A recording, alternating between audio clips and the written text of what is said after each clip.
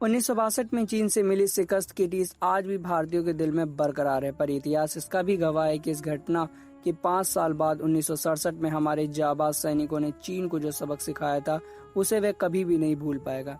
यह सबक भी उन कारणों में से एक है जो चीन को भारत के खिलाफ किसी दुस्साहस से रोकता है।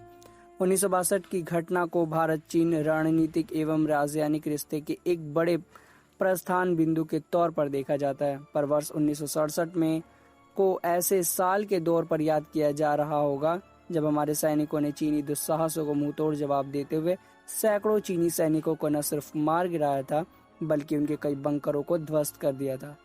रणनीतिक स्थिति वाले नाथुला दर्रे में हुई उन भिड़ंत की कहानी हमारे सैनिकों की जाबाजी की मिसाल है। 14,200 फीट पर स्थित नाथुला दर्रे तिब्बत सिक्किम सीमा पर है, जिसमें होकर पुराना गैंगटॉक यांगतुला लहासा व्यापार मार्ग गुजरता है। यूं तो सिक्किम तिब्बत सीमा के निर्धारण स्पष्ट ढंग से किया जा चुका है, पर चीन ने कभी भी सिक्किम को भारत का हिस्सा नहीं माना। 1965 में भारत पाकिस्तान युद्ध के दौरान चीन ने भारत को नाथुला एवं जेलेपे दर्रे खाली कराने को कहा। भारत ने 17 माउंटेन डिवीजन के लेजेपे ला को खाली कर दिया, लेकिन नाथुला पर भारत का आधिकारिक जारी रहा। आज भी जेलेप ला चीन की कब्जे में है। नाथुला दोनों देशों के बीच टकराव का बिंदु बना हुआ है। 1967 में टकराव के दौरान भारत ने 2 ग्रेनेड बटालियन के जिम्मे नाथुला की सुरक्षा की थी। इन बटालियन की कमान तब ले करनाल राय सिंह के हाथों में थी। इन बटालियन की कमान तब ब्रिगेडियर MMA बख्शीस MVC की कमान वाले माउंटेन ब्रिगेडियर के अधीन थी। भारतीय सेना एक सूत्र के मुताबिक नाथुला दर्रे पर सैन्य गश्त के दौरान दोनों देशों के सैनिकों के बीच अक्सर जुबानी जंग का माहौल बना रहता है, जो शीघ्र ही धक्का मुक्की में तब्दील हो जाता है। तब चीन पक्ष में टूटी फूटी इंग्लिश बोलने वाला एकमात्र शख्स उसका पॉलिटिकल कमिश्नर था, जिसकी भाषा भारतीय सैनिकों को समझ में नहीं आती थी।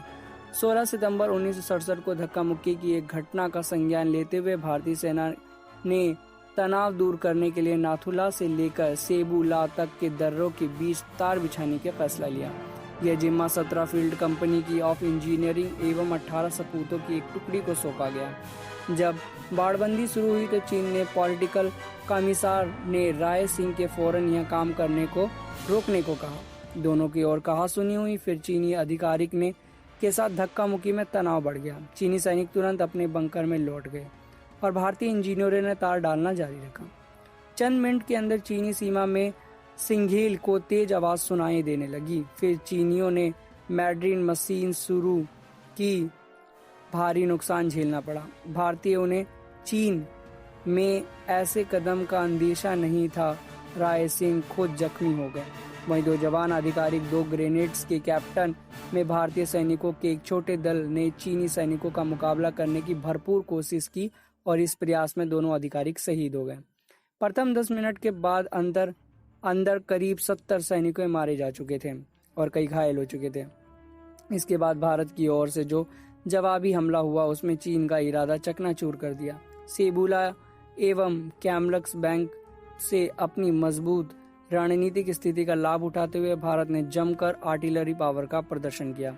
कई चीनी बंकर ध्वस्त हो गए। चीनी आकलन के अनुसार भारतीय सैनिकों के हाथों उनके 400 से अधिक जवान मारे गए। भारत की ओर से लगातार 3 दिनों तक दिन रात फायरिंग जारी रही। चीन की सबक सिखाया जा चुका था। 14 सितंबर को चीनियों ने धमकी दी कि अगर भारत की ओर से फायरिंग बंद नहीं हुई तो वे हवाई हमला करेंगे। तब तक चीन को सबक मिल चुका था और फायरिंग रुक गई। रात में चीनी सैनिक अपने मारे गए साथियों की लाशें उठाकर ले गए और भारत पर सीमा का उल्लंघन करने का आरोप गढ़ा गया। 15 सितंबर को ले जा जगतजीत अलोरा एवं ले जा सेम मानकेशा समेत कई वरिष्ठ अधिकारी की मौजूदगी में सबों की अदला बदली हुई। 1 अक्टूबर 1967 को चीन की पीपल लिबरेशन आर्मी ने चाओ ला इलाके में फिर से भारत के सब्र की परीक्षा लेने का दुस्साहस किया। वहां पर मुस्तैद 17-11 गोरखा राफाइल व 10 जैक्स राफाइनेक्स नामक भारतीय बटालियन ने इस दुस्साहस को नाकाम कर चीन को फिर से सबक सिखाया। ये दोनों सबक चीन को आज तक सीमा पर गोली बरसाने से रोकता है। तब से आज तक एक भी गोली सीमा पर नहीं चली। भले ही दोनों देशों में एक फौज एक दूसरे की आंखों में आंखें डालकर सीमा पर गश्त करने लगते हैं, लेकिन आज दोनों देशों की फौज एक बीच यदा कदा स्वभाव प्रदर्शन की खबरें भी आती रहती है। क्या ऐसे सबक के बाद भी चीन भारत के खिलाफ दुस्साहसी करेगा?